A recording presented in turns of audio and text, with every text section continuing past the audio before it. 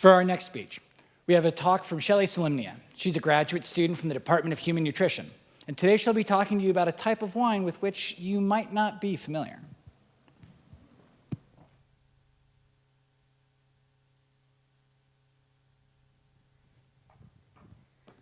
All right, wine. I'm sure this isn't something you expect to hear about in a talk about health and health sciences, right? But actually, wine has had a link with health, particularly heart health. And this was seen specifically in studies such as the Mediterranean diet, where they showed having wine in moderation with meals had reduced incidences of heart disease. And I was once talking to my cousin, and we were discussing the Mediterranean diet, and he made a claim that said only red wine can be healthy.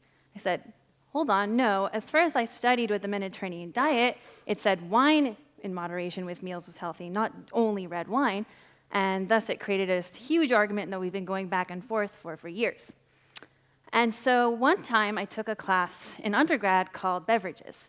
And in this class, we went and had a site visit to a restaurant to learn how a restaurant creates its wine list. And I was looking at the wine list, and I noticed there's red wines. Okay, cool. Sparkling, white wines. And then I noticed orange wines. I thought, what is orange wine? Is it wine made from oranges? I was so confused, and I decided to look into it. And so generally the way that wine is made is you press the grapes and extract the juice, and you ferment the juice to create wine. And the differences between different wine types are the processing, or the way it's made. And generally speaking, red wine is made by taking red grapes, or red wine grapes, crushing it, extracting the juice, leaving the skins and the stems, the whole grape, together with the juice, and there you get red wine.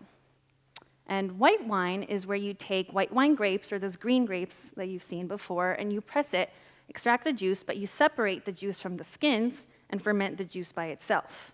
Thus, it has a lighter color. Now, orange wine is where you take those white wine grapes, those green grapes, and you press it with the juice, and then you leave the skins on the juice as if you're making a red wine.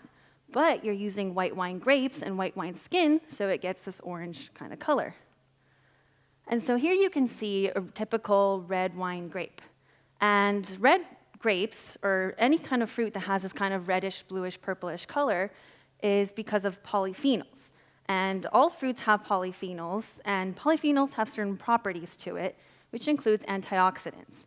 And put it simply, antioxidants prevent cell damage. And so different fruits with different colors have different antioxidants and different properties in there. Now these are the white wine grapes, or the green grapes, and this is what you would make white wine with, as well as orange wine, and you'd leave these skins on. So it got me wondering, why is it all of a sudden they decided to leave the skins on the white wine and make orange wine? What happened? But it turns out that this isn't actually a new style of wine at all. It's actually a really ancient style of winemaking. And it was typically made in these giant, large vessels called amphoraic vevres. And they found them through archaeological excavations and through art. And it turned out that people used to drink and produce orange wines as frequently as they did with red wines. It was actually pretty common close together. And they discovered these amphorae underground in places of the Caucasus Mountains, such as today's modern-day Republic of Georgia, as well as Slovenia and northern Italy. And today, orange wine is still being produced. But it's moved from a way of mass-producing wines, what people want, and moving towards more traditional way of winemaking, where it was handed down through generations, and now they're going back to the basic and back to ancient style of winemaking, which is more biodynamic, natural, and organic. And orange wines are typically made in an organic way. So now I'm sure you're wondering, okay, what does orange wine even taste like? Why do I care? So orange wine is pretty interesting. Imagine the full-bodiedness that a red wine would have, but you have the crispness and the refreshingness of a white wine put together.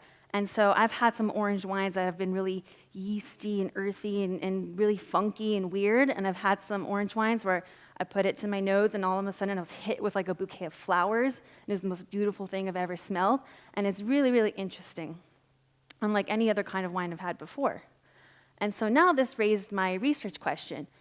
If orange wine is made in the way that red wine is made, then orange wine should have the same heart health benefits that red wine has.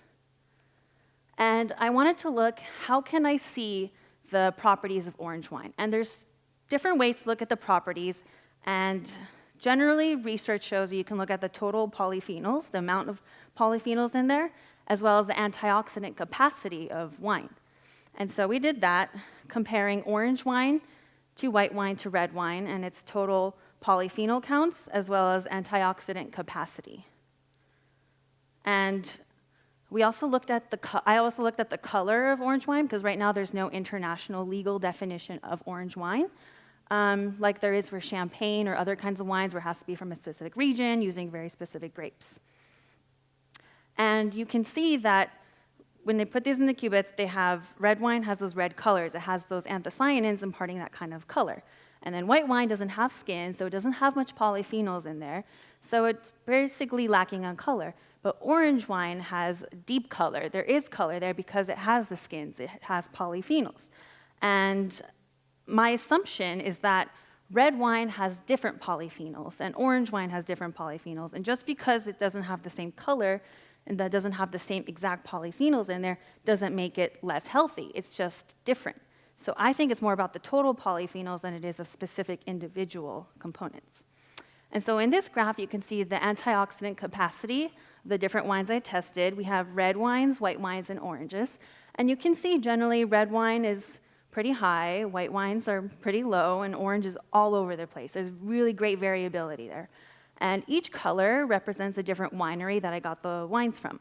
So blues are all from the same winery, and the one that produced red wine is actually lower than the orange wine that they produced. But then if you look at the winery in green, their red wine is way higher than their orange wine. And then that got me thinking, what's going on in these orange wines? Why is it that one is higher than the other? How come one orange wine is healthier than a red wine when it's made by the same producer? And it raises another question for all of us. Is it about the total polyphenols? What happened in those orange wines that it was healthier? Was there a specific polyphenol in there that red wine doesn't have? Were there more polyphenols in total because of the way it was processed? Or what is happening exactly? And that's something for future research that I need to look into. Another interesting thing to note is that orange wines are mostly made natural. They're more biodynamic. And the processing has become more popular these days. So it shows that people want to have a wine that's done in a more traditional way. They want to go back to basics. They want to do more slow foods. It's another interesting thing to note, too, that when red wine was televised in the United States for having heart health benefits, sales in the United States jumped by 50% in 1 month. So you can just imagine the other kind of economic benefits. There's now a new niche market open there for the wine world, where now you have a whole new type of wine, and you can also see what caused that wine to be healthier. And so now I'm going to go up to my cousin with this research in hand and say, hey, red wine is not the only type of wine that's healthy for heart benefits. Thank you for coming for my thesis talk.